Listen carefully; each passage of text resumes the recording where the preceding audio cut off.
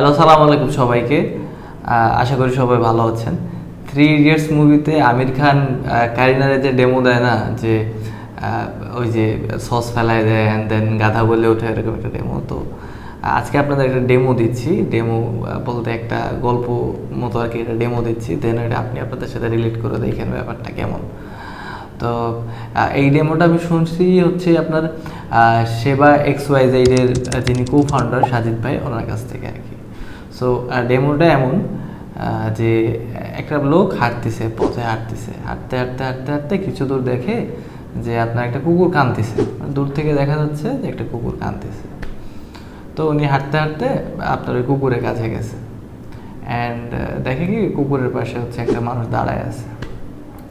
তো উনি ওই লোকটা, ওই যে কুকুরের মালিক, তাকে জিজ্ঞেস করলো যে এই কুকুরটা যে কাঁদতেছে, কেন কাঁদতেছে, এর পিছনে কারণ কি।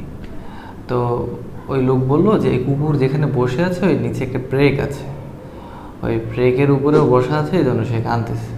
তো ওই লোকটা অবাক হয়ে আবার জিজ্ঞেস করলো সে ব্রেকের উপরে বসে আছে কেন, সে মুভ করতেছে না কেন।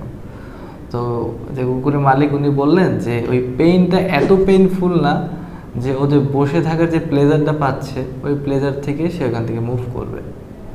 মানে কুকুর এত ব্যথা পাচ্ছে না যে ব্যথার কারণে সে ওখান থেকে উঠে চলে যাবে। এই জন্য কুকুরটা ওইখানে বসে আছে ওই ব্রেকের উপরে, ব্যথা নিয়ে সে কাঁদতেছে।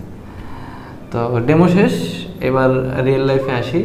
তো রিয়েল লাইফে ব্যাপারটা আমাদের লাইফের সাথে এইভাবেই জড়িত। আমাদের অনেক ধরনের পেইন আছে, অনেক ধরনের প্রবলেম আছে। অনেকে ফাইন্যান্সিয়ালভাবে অনেক ধরনের প্রবলেম ফেস করতেছেন, অনেক ফিজিক্যাল প্রবলেম ফেস করতেছেন, বাট কখনো চেঞ্জ করার ট্রাই করতেছেন না। আরে ভাই, আমার তো এই সমস্যা, আমার তো এই ওই ওই ওই হোয়াট এভার এক্সপেরিয়েন্স, অনেক ধরনের প্রবলেম আছে, বাট ওইখান থেকে যে উঠে মুভ করবেন সেটা করতেছেন না। যেমন আমি যদি বলি খুলনার কথা, খুলনায় আসলে এই মুহূর্তে চাকরি নাই বা টিউশন নিতে টাকা কম। বাট আমি যখনই বলি খুলনার মানুষজনরে ভাই খুলনা ছেড়ে আপনি ঢাকায় আসেন, ঢাকা মুভ করেন, তখন বিভিন্ন ধরনের অজুহাত থাকে, এই সেই অমুক তমুক, আমার এখানে বাড়ি আছে বা আমার আম্মা অসুস্থ বা এই সেই। বাট মানে ওই যে কমফোর্ট জোনটা ছাইড়ে তারা আসলে ওই জন্য যাইতে চায় না।